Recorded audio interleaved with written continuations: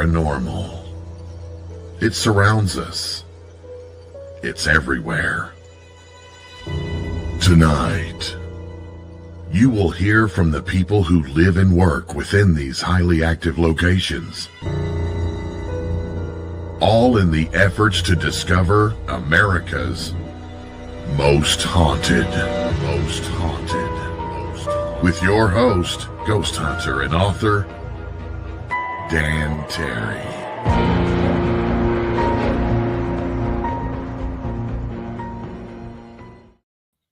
Good evening, boys and ghouls. I am Dan Terry, your ghost host with the most haunted. However, if you're looking for ghosts tonight, you're going to be just a hair disappointed. That's not what we're on. If you notice, I'm wearing one of my Roswell t-shirts. I've got my X-Files poster on the back, and of course, Scully's got his alien mask on because we are talking about Roswell, and specifically the history of UFOs prior to Roswell. Pardon me. My guest is Barbara DeLong. She is a free spirit. She is seeker of the mysteries of spirituality. And guys, let me tell you, she has been in this a long time. She's started her podcast in 2009. We'll tell you more about that in a few minutes. She's written several books. She's done a couple of documentaries. And the book I want to talk about is called Before Roswell, The Secret History of UFOs. And that's what we're going to be chatting about now. So I want you to give a big round of all right to Barbara DeLong. All right, Barbara, how you doing tonight? I'm doing well, thank you. All right, so your book about the history of UFOs before Roswell, how far back are we going with that? 2,500 years. Well, that may take more than one show, but we're going to give it a shot. So tell me about what you're looking at as UFOs. I've seen the paintings with what looks like disc-shaped objects in them. What else do you have?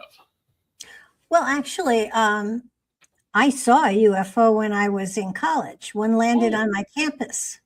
Well, where was that at? At Eastern Michigan University. That's Ypsilanti, Michigan. Okay. It was in 66, I believe.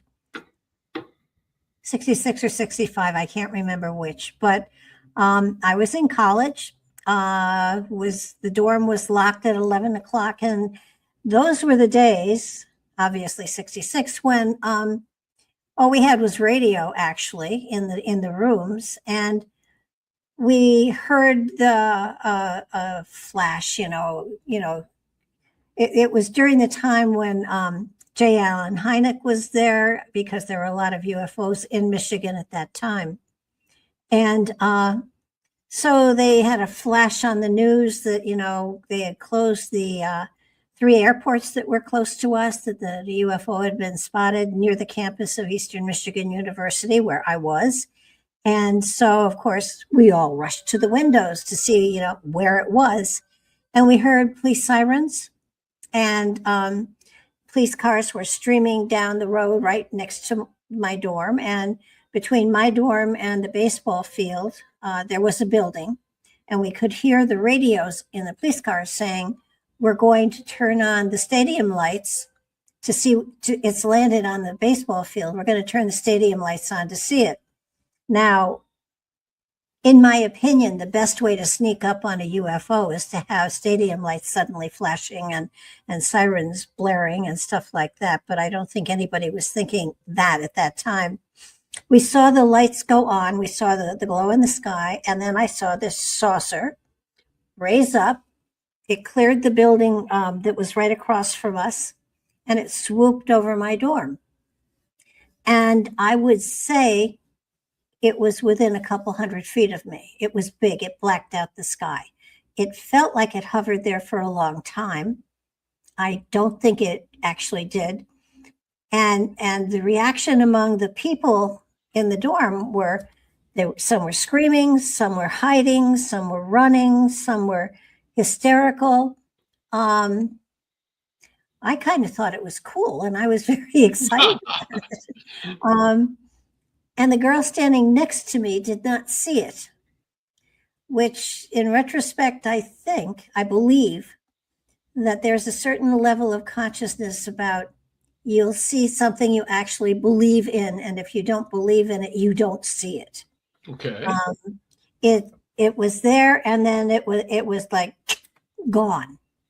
No noise, no air displacement, no sound barrier broken, nothing like that. It was just, it streaked towards a larger, brighter star or light in the sky.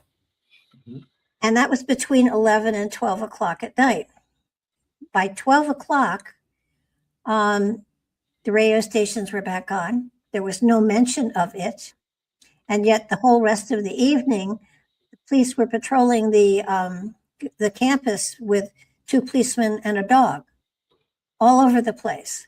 Uh-huh. But nothing in the newspapers, nothing. But it is one of the validated UFO sightings in Michigan. Did that get written about in a book? I want to say I have heard about that story somewhere else. I don't know if I read it or what, or maybe it was on an episode of the Old Art Bell or something, but I remember hearing that before. It's, well, I've been talking about it for years, obviously. And I may have heard you on one of the old shows. Heard me. Yeah. It was interesting because those were the days when if you were calling on a payphone, you had to go through an operator to get. And so I stood in line, got to the payphone, wanted to place a person-to-person call to my mother in New York. Mm-hmm. And the operator said, "Are you on the campus of, EMU?" And I said, "I am." She said, "Did you see it?"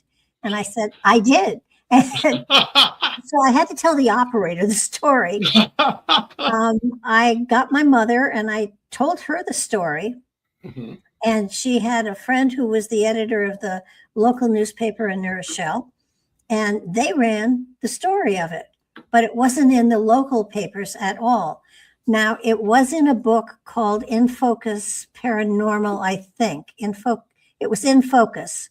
And gosh, I can't remember the author's name now, but I met him a number of years later at a convention and, said to him, "I've seen a UFO." And, his eyes kind of glazed over like, "Oh God, it's another one," Right. I can see that. He said, "When?" And I said, 66. He said, "Where?" I said, "Michigan." And suddenly he was interested because it was in his book.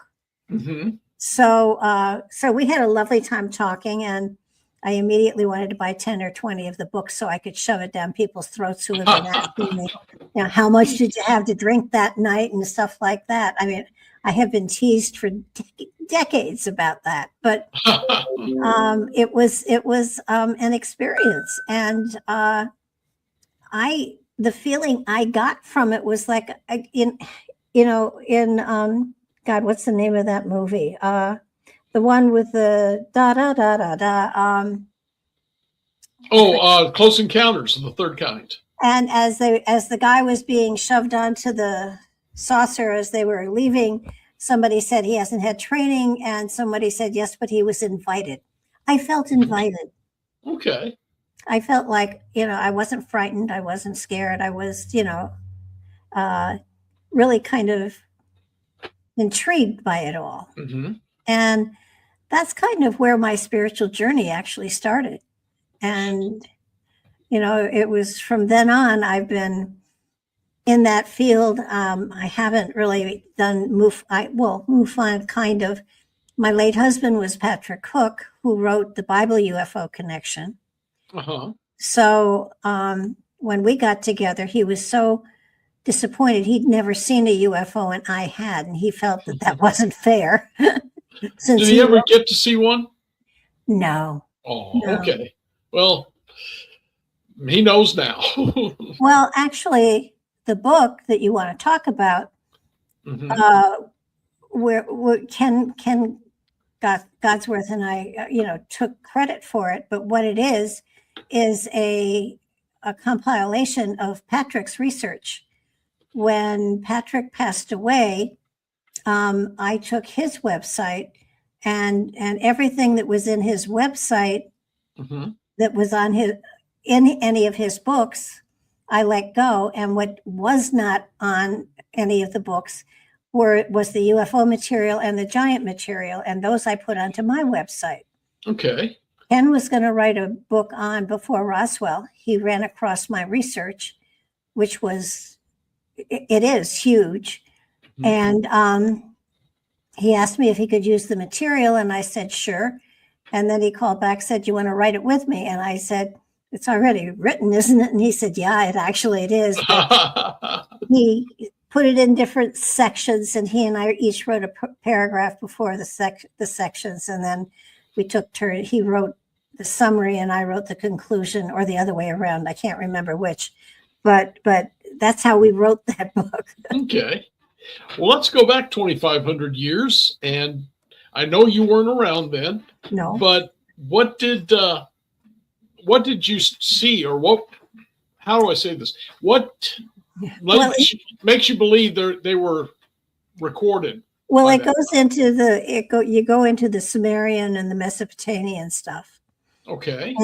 And then of course you also go into the cave paintings that go back that far as well, that have spacemen and ships there in the caves. So, there are, and then of course, you have the gods who flew. Yes.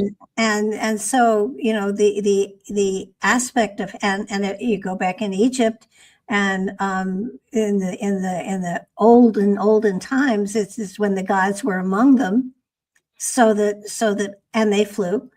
You look at the Vim the flying ships in India, the Vimanas. Yeah. They flew, and so they've been around. They're here, they've been here, I think, since the beginning. And in many ways now, after all these years, I'm beginning to think that they were the original people here on the planet, and we are the aliens. Okay. Do you think that their civilization is still based here, inner Earth or something, or are they coming back to their original home? Well, if you talk to Admiral Berg, he was pretty sure that they were on inner Earth, and in his diaries, it's all there. I'm not sure I buy it totally, but I do believe if you go back to the stories, in some places where old cultures are saying that the Ant-Men took us beneath the ground until it was safe for us to come out again. I don't believe they were figures that were ants. I think because they lived underground, like ants do, they were called Ant-Men. I believe they're still here. I don't believe that they ever used this planet, the surface of it. I think they've always used the interior of it because it was safer.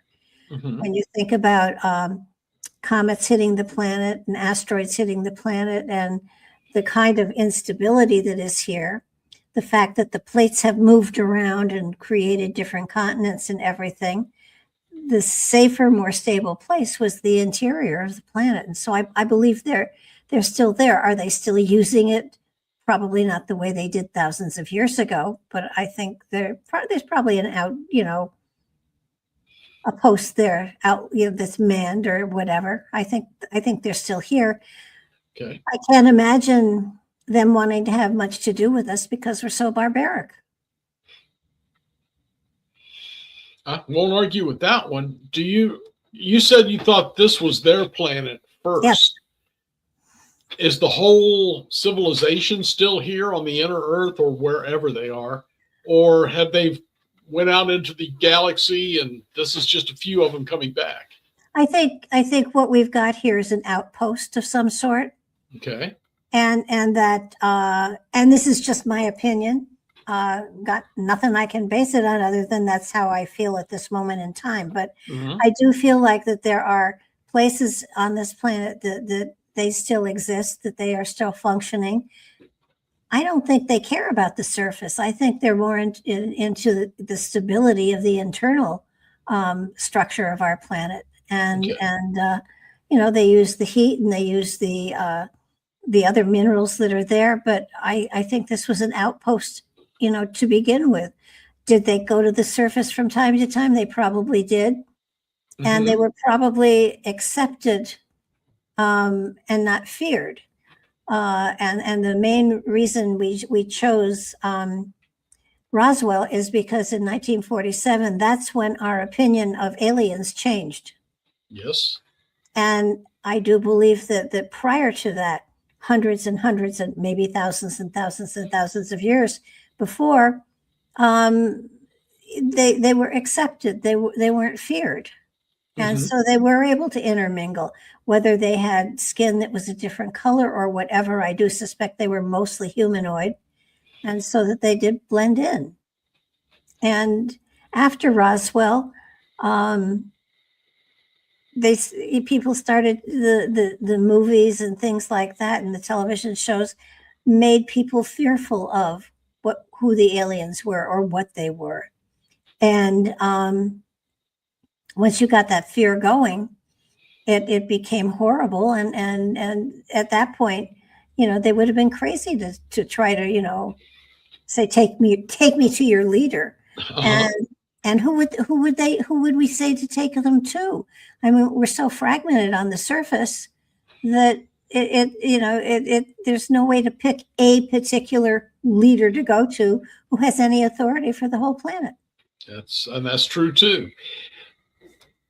Before Roswell, there was a reported crash in Cape Girardeau, Missouri. Do you know, was that one of the ones that do you talk about that, or? I'm not sure. There were so many. The one that I really is that I thought that was Texas. The one that that was the one in Cape Girardeau was about 10 years before. It was in 1940. Okay. So the one in Texas would have been, I want to say, like 1898. That's my favorite one, where the saucer crashed and burned, and there was a body, and the townspeople took the body. It was a small man, and they buried him, and they had a funeral for him. And in the 50s, when the government wanted to exhume the body, they wouldn't tell them where the body was. I've read what Jim Mars said about that, and it was an interesting thing. You believe that actually happened then? I do. If I remember right, the ship crashed into a windmill on a farm. Yeah. And they threw the parts into the well. Didn't somebody try to check out that well recently? If they did, I don't know. Okay. Yeah, I can't remember one of those UFO things. They said they went to the well, but couldn't find anything. So I have no idea on that. Well, it's funny because I can't remember how many years ago it was. They all blend together after a while. But, yes. I met someone that who had a part of the Roswell ship, and how he was able to crumple it up, and then it went back to its original shape, and it was stolen from him. Wow. So that and I said, you actually touched it, it was so cool. I mean, many years ago, I got to interview Jesse Marcel Jr. Yeah. Who told that same basic story about him, except his dad took it back afterwards. But yeah, he was amazing man to talk to on that.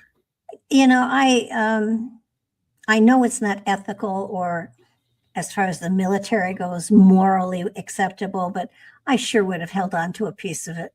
Yeah.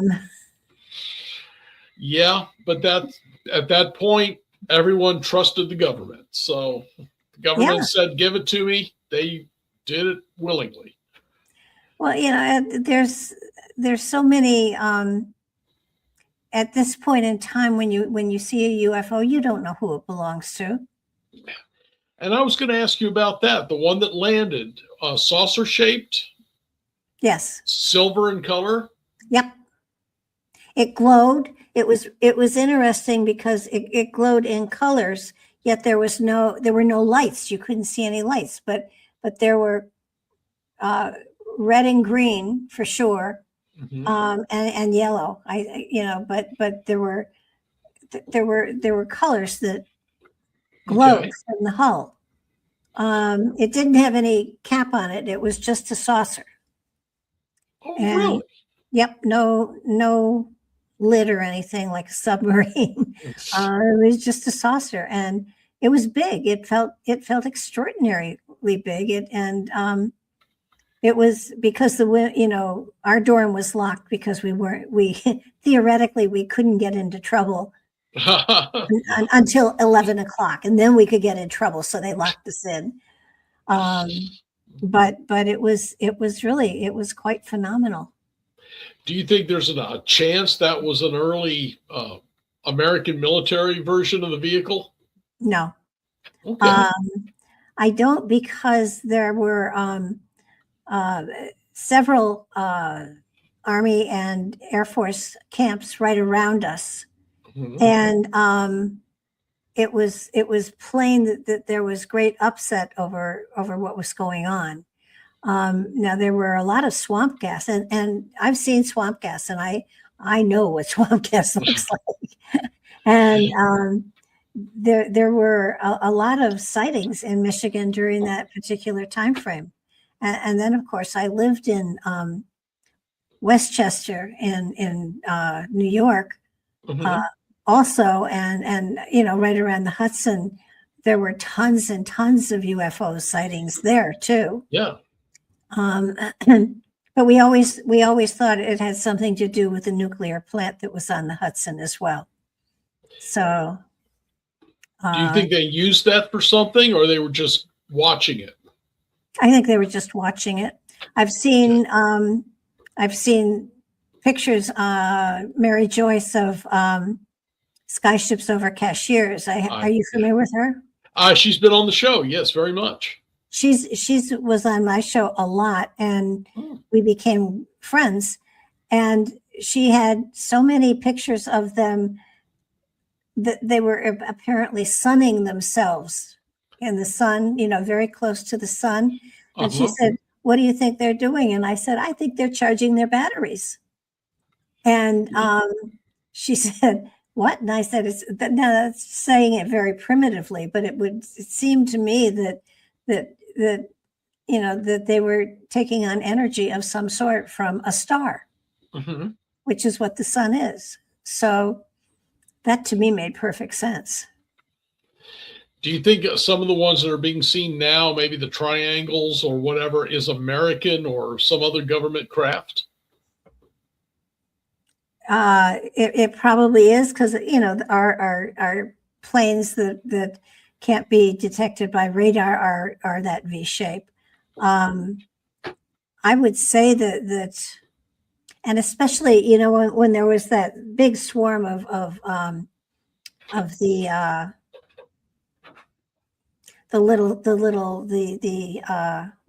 word I'm looking for? The droids, the little ships that are now, that you can now get, that you can fly around. Oh, yeah, yeah. I know drones. Drones. There was a big flood of drones, and somebody said, "Oh, we're being attacked and everything." And I said, "Don't you find it unusual that now that they're available in the stores, there's a great big flood of drones, and you think they're UFOs? Are you crazy?" Um, I have often believed that yes, that there are aliens out there, absolutely. Okay. That extraterrestrials, we'll call them that. Mhm. But I also don't believe that what we're seeing. I think what we're seeing are like shuttles, because I don't believe that they have crossed space in a tin can. I believe that they are interdimensional. Okay. So that they're not spaceships that are flying between planets. they may be portal hopping, but I don't believe that they take off and they go to another galaxy. I do believe that their mode of transportation has to be thousands of years ahead of us, and that the only reason that we can't explain it is because it's not in our frame of reference. No, that makes sense. I do have to step away for a commercial break. Would you stand by, and I'll be right back with you, Barbara? I'll stand by. All right. Again, it's not our normal demons and ghosts or anything like that. But you all know I was a big UFO guy too, through my whole childhood. And I do agree with her on a lot of what she says. It's intriguing that as much as, and you guys my age remember, anyone was made fun of, made jokes about, made to feel low if they said they saw something back in the 60s, 70s, up and into the 80s. They were just treated very badly. And yet there's paintings of them from the Italian masters going back, like she said, 1,000 years. She said 2,500. I'm thinking at least back into the early days. Pictures, paintings they made of the Christ with a UFO in it. What were they trying to say with that? So I agree with her. I think there's more to this. And speaking of more to this, I want you guys to watch this one. I'll be right back. We'll talk some more. The new book, How to Research a Haunted House by paranormal investigator Margie Kay and professional researcher Violet Wisdom, is now available from Unex Media. This one-of-a-kind book explains how to do research on a house with uncommon methods and resources used by historic home researchers, and how to determine who may be doing the haunting and why. How to Research a Haunted House can be used by homeowners, renters, investors, and it should be in the library of all professional paranormal investigators. Get this unique book at unexmedia.com or amazon.com. That's unexmedia.com or amazon.com. Guys, I do want to remind you again about joining the Unex Network. You can jump onto unexnetwork.com, drop down a little bit. There's some blanks you can fill out to become several different levels of a member. And I can tell you, even at the basic levels, what you get, and there's so much going on. There is the blog, and the blog comes out when there's something worth talking about. It's interesting. We were right on top of the Tic Tac thing when the UFOs that were shaped like Tic Tacs and the Navy was saying, we don't know what these are. We were ahead of a lot of the bigger presses on that one. Same thing with the winged humanoids. It's been seen all over. There was a Mothman trying to get into a hotel in Las Vegas at the top levels, trying to get in through windows. There was winged humanoids seen down around Kansas City, over the Missouri River. There, stories like that are coming from everywhere. Ghosts, hauntings, witchcraft, whatever your topic is, whatever you're really into, we cover it. And it's covered on the blog. It's covered in the newsletter. Newsletter comes out, I think, about once a week now. And we've got the magazine. And the magazine you get through the email. You can buy paper copies of it if you want. I always get copies of it if I have an article in it, but you can get it through the email. And let me show you some of these magazines. This one on the left, the Unex Paranormal, there was 2 stories from me on that one, the haunted battleship North Carolina, and of course, one on the traditions or the legends of Halloween. And I'm not talking about headless horsemen and vampires. I'm talking about when I was a little kid in school, the police come out and told us, don't eat the candy after Halloween, take it to the hospital, they'll x-ray it for you. They're looking for razor blades, they're looking for evidence of tampering. Whoever thought of that? The ones about people poisoning children in the candy, putting poisons in it. Well, all of these legends like that, the cults that was supposed to be kidnapping blonde-haired, blue-eyed girls for sacrifice every year. all of that has a nugget of truth at the base of it. And that's what I was digging into. This issue here, I did an article on haunted dolls, going from the one that kind of started the Chucky thing, and through Annabelle and all of those and more. There's a lot more of them, right up to a doll of Anna from Frozen that was impossible to get rid of. And this one, there was an article I wrote, and I don't have articles in all of them, but this one had one on the Devil's Diner. That was a restaurant on Route 66. I ghost hunted it many times. Very, very haunted. And it got destroyed by a tornado about a year ago. It was March of last year. A tornado hit it and just destroyed it. It had been closed for some years, but we were still ghost hunting it. So a lot of stuff in these magazines. Each issue usually has like a basis of UFOs, alien activity, ghosts, but there's always articles about everything. Cryptids, witchcraft. I've had articles on vampires that I wrote. So all of that, when you're a member, comes free to you, and you're missing out on a lot. The UNX network has new shows coming out so fast, even I can't keep track of them. And actually just had to hire a new producer, a second producer. And he's going to be taking over producing my show, with Race going on to do other things right there with the UNX network, because we got so many new shows coming on. Everything's growing, and you need to be getting in on it pretty quick. So check out the unxnetwork.com and see what you can do. And I want to bring Barbara back because we're having a fun conversation. Aside from Texas, what else in the Americas had these older UFO stories? Oh my gosh, they're all over the place. Mm-hmm.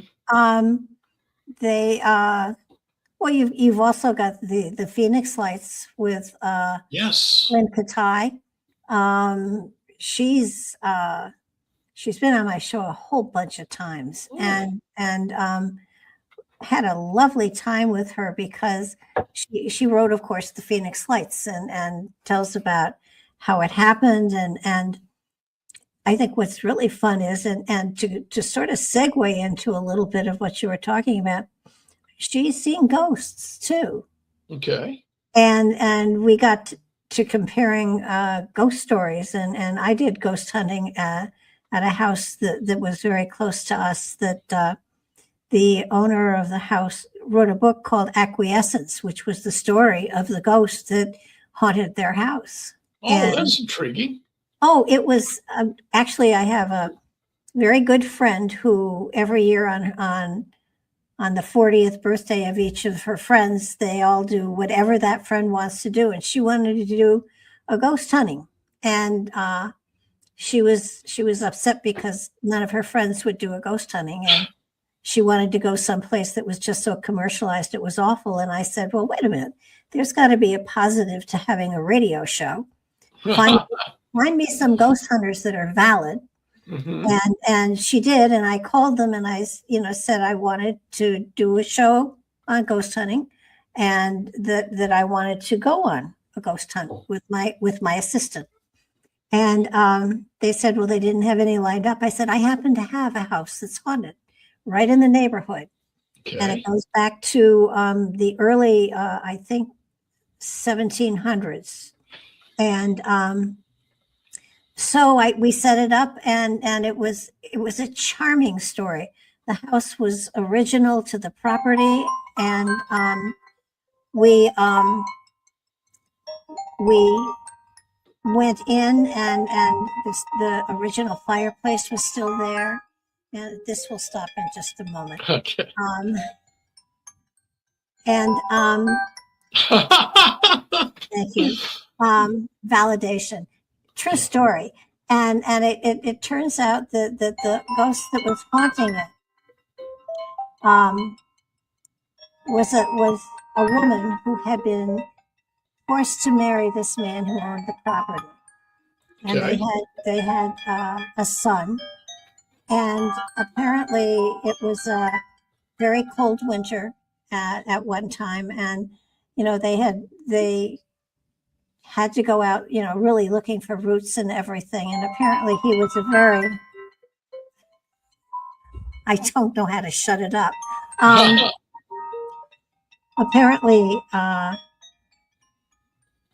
he had been a very awful person to her, and Okay. she had just had a baby, and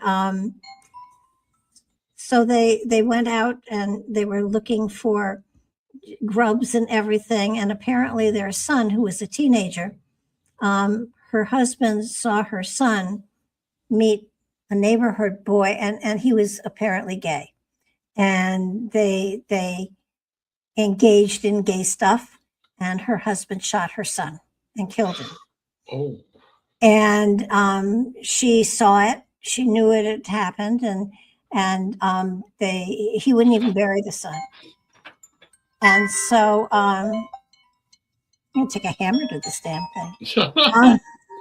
So anyhow, she decided that she just couldn't bear it any longer, and they were starving. It was very, very cold. It was New England. I'm talking Connecticut here. Okay. And so so she made a stew, and she used digitalis in the stew. Her husband ate a great deal of it and died. She poisoned him. Mm-hmm. And so she took the body, and at this point she has a baby, an itty bitty, and she tied a rope around his legs, and she got the cow and brought the cow in, and the cow dragged his bones up to the top of a hill by where they had a stone fence. They piled stones on the body, and she went back and she sat in the house with her baby, and she and the baby froze to death. Oh, wow. And so the people and the house stood on the market for years and years and years. And this one couple came, and they had very little money, but the house, because they wanted to get rid of it, the bank, they bought the house. And at that point, she started to realize that the original fireplaces were there and a lot of other things were there. And she happened to also have a son who was gay. And so suddenly there were things happening that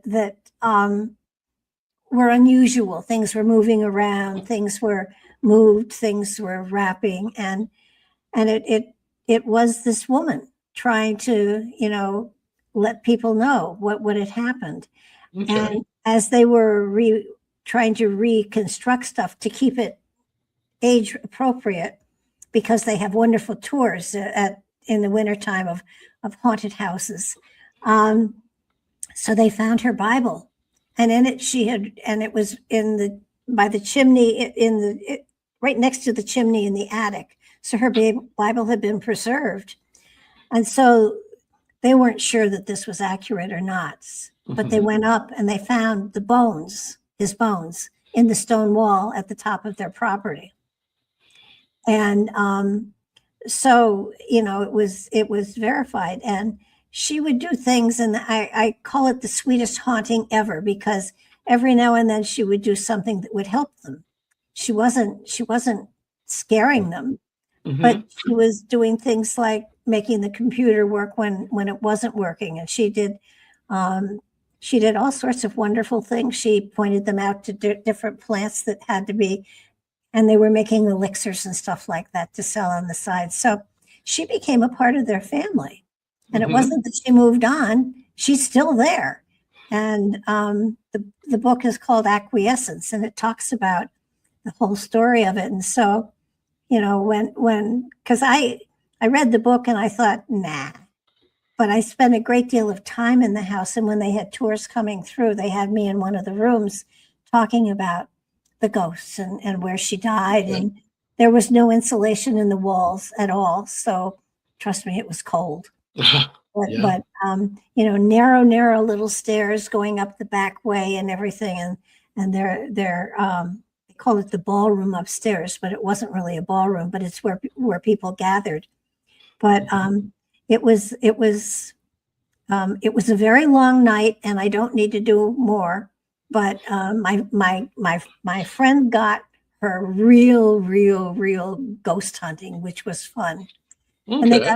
they got all sorts of stuff, EVPs, they got things moving, they got all sorts of validation that there was something there, which was really very exciting. That is intriguing. When was that book written? Is it fairly recent? Well, it's within the last 15 years. Okay. I'll have to see if I can find that one. It's intriguing.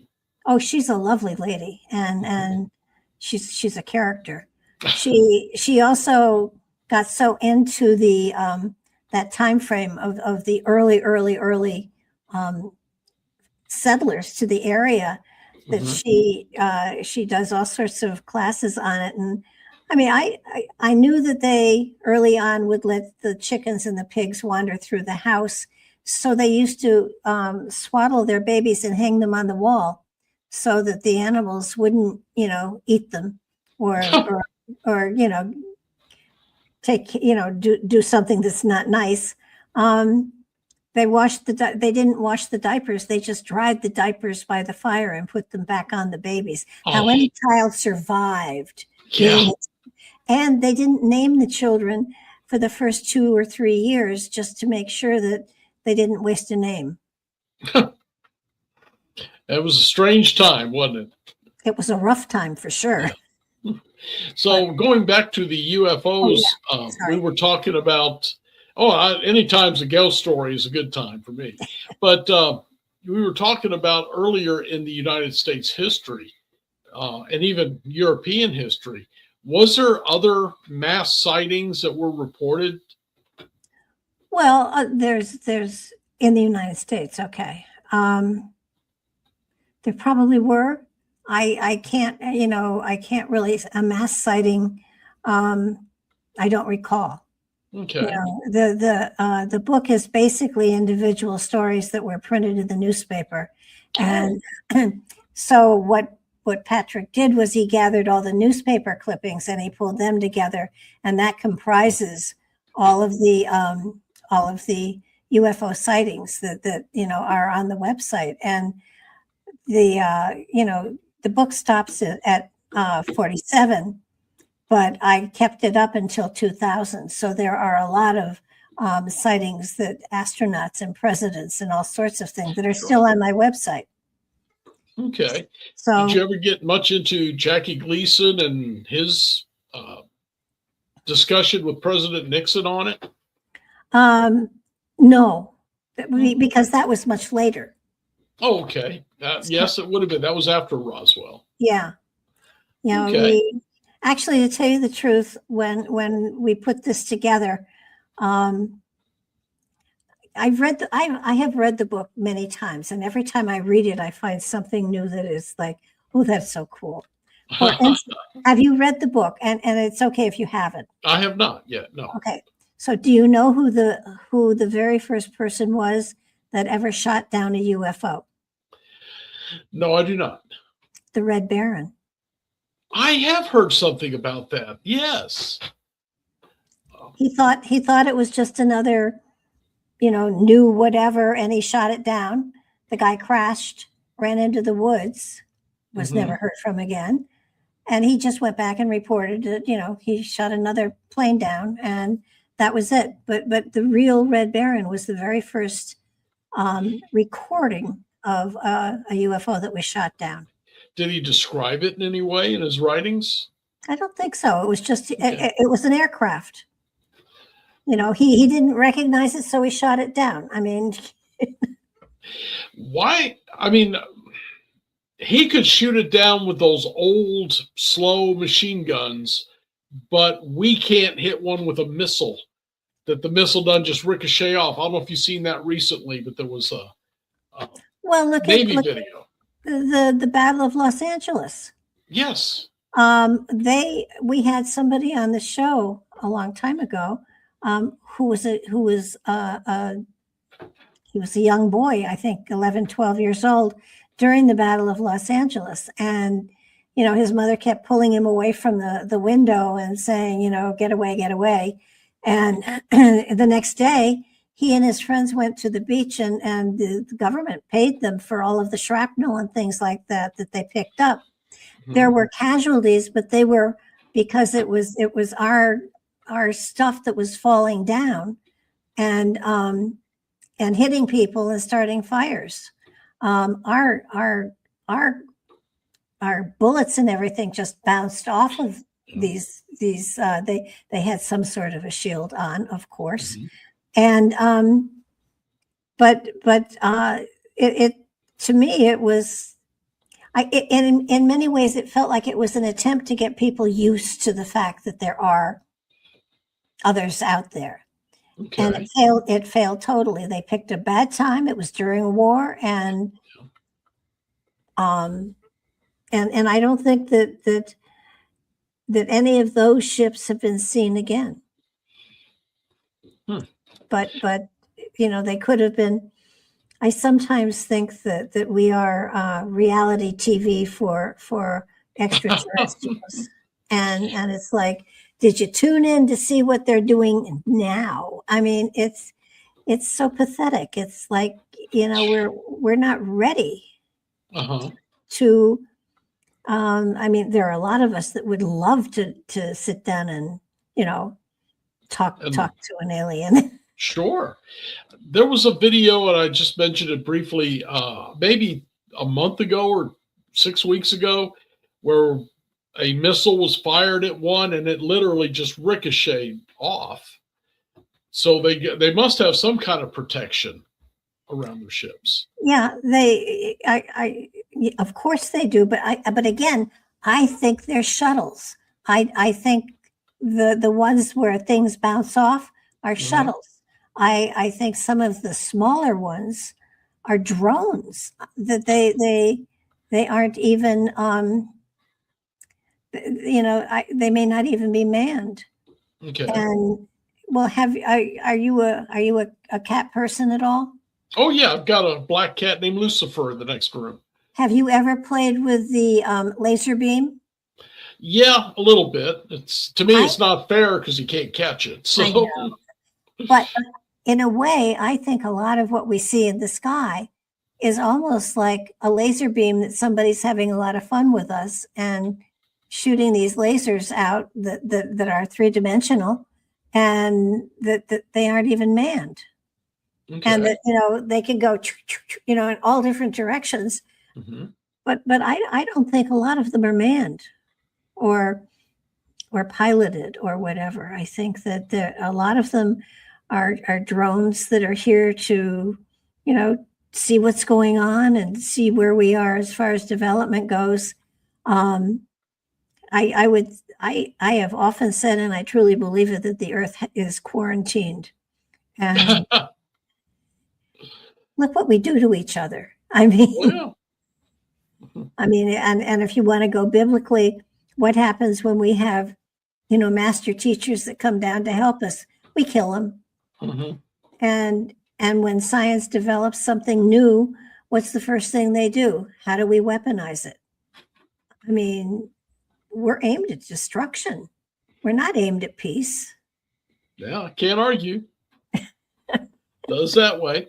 Let's talk a little bit more about some of your other stuff. And I was going through the press stuff you've got, and I was really excited, and I want to bring you back soon on giants. That's something I've been checking out for the last maybe year and a half, 2 years or so. And you've talked a lot about giants. What's your opinion on those? Oh, I believe they existed. I believe not only did the giants exist, but the little people did too, and the little people are still here.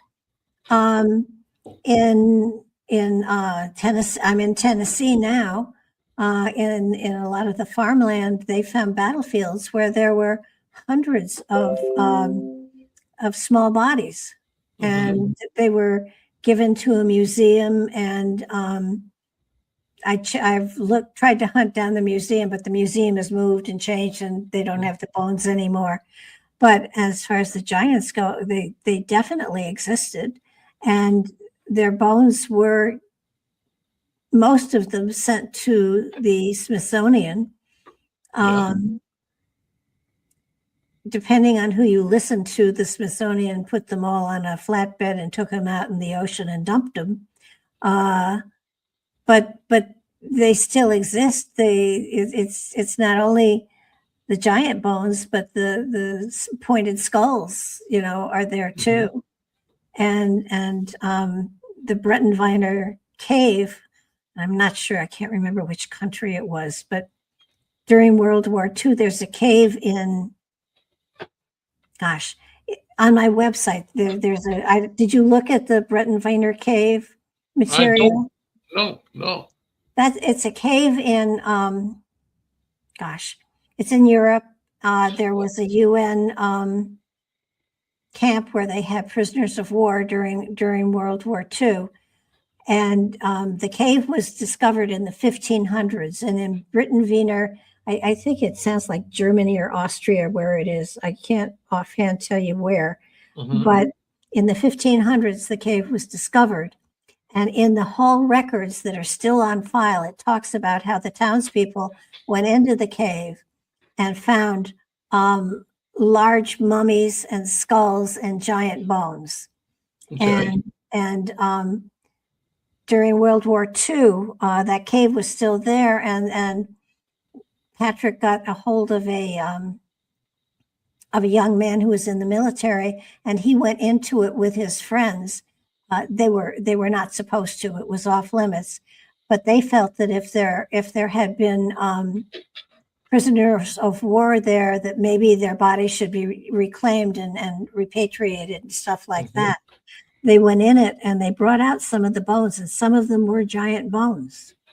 They were talking about how the skulls were so big you could put them over your head, and the government did nothing with it. It's really right now it's in the middle of a firing range, so they're basically, I think, trying to destroy it. But on my website, on the giant section, there's a section that is the Breitenwiener cave. Okay. And I have the whole thing of the town record that still today talks of how they went in and discovered all of this. There's talk of the Grand Canyon and the caves there that had giants in them. And it's interesting because they aren't. I know Scott Walter tried to get in, and so did the other guy who does the investigations. They both tried to go in to rappel down, and they were told no, they didn't have permission to do that. It's a no-fly zone. Right. And they said that they were doing that because the condors were nesting, and that's a bunch of crap. But they won't let anybody get anywhere near those caves. Right. And they're trying to say that it was just an April Fool's joke. That I remember when the guy I've read where he found it back in the late 1800s or something, and there was Egyptian type stuff in it. He said, yeah.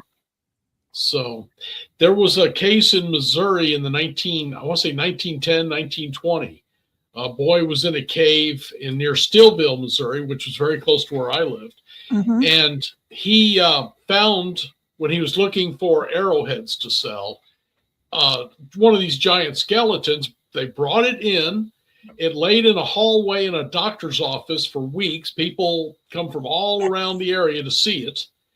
And the Smithsonian asked for it. They boxed it up, sent it to them. 3 months later, asked about it, and they said, "We don't know what you're talking about. We've never received anything like that." Yeah, they do that. There's a lot of stories like that. So there are. Like I said, I would like to get you back, and we'll talk about giants, because that's just a topic I've really been gotten into lately. But before we go, we do want to talk about, of course, your book, How to Use the Cosmic Deck of Initiation. And that is a deck that you created, right? Yes. And what is that different from a tarot deck? Or my goodness, it's totally different. Okay. I don't, I do readings. I do intuitive stuff. So I don't like standard tarot because to me it is, it can be interpreted in a negative way, and I don't believe in that. I think that if you're going to look in understanding yourself and growing and what possibly is coming your way, you need positive things. You don't need negative things. And with standard tarot, if a death card falls and it's upside down, that's all she wrote. So I decided that I had been painting personal mandalas for a number of years, and there are about 500 of them all around the world. Okay. And so I thought, well, these mandalas would be a wonderful tool to help people understand themselves and their spiritual journey and their growth and their energetics and things like that. So I painted 52 of them. I started out with the chakras, and because I couldn't pronounce the Indian name of the chakras, I renamed them. And then I made 11 of the chakras. I made 11 cosmic laws, 11 spiritual energies. I threw in the astrologicals and a couple of wild cards and created the deck. And it has been so beautifully received over the years that it's thousands of decks have sold. We finally reprinted them because U.S. Games stopped printing them. They work on a different energetic, a different level, if you will. Okay. Can you do a reading for somebody? Of course you can, but basically it talks about, what's coming, this energy, this month may be a little difficult for you. Take your vitamins and, watch out for, don't step on cracks or whatever. But it does get very, very personal and very exacting. Mm-hmm. And but it's more of a spiritual thing. A child can play with the cards. They're all, you showed the cover. Yes. This is, whoops. You got it. Yeah. That's one of the cards, and they're all different. And the chakra, the colors of the cards, I'm down to my last 2 minutes. So okay. I do want to talk about Whispers of Spiritual Wisdom.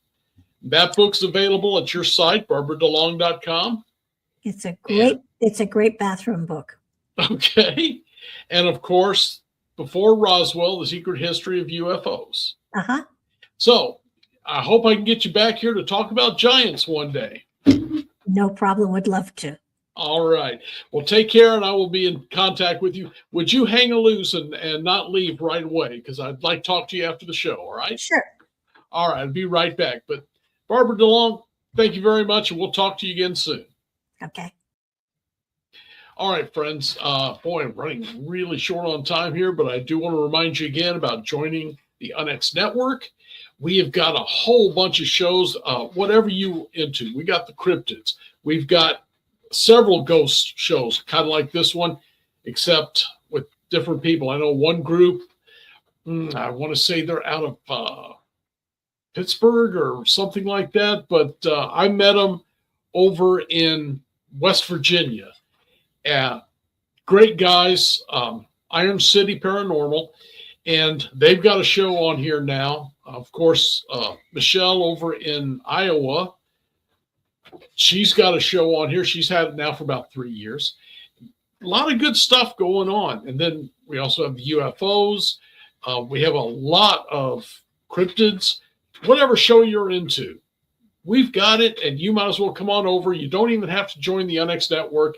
Check out our YouTube page or Rumble on the Unexplained Network or UNX Network, and you'll find it all. And I've got to go because I've let too much time swing by.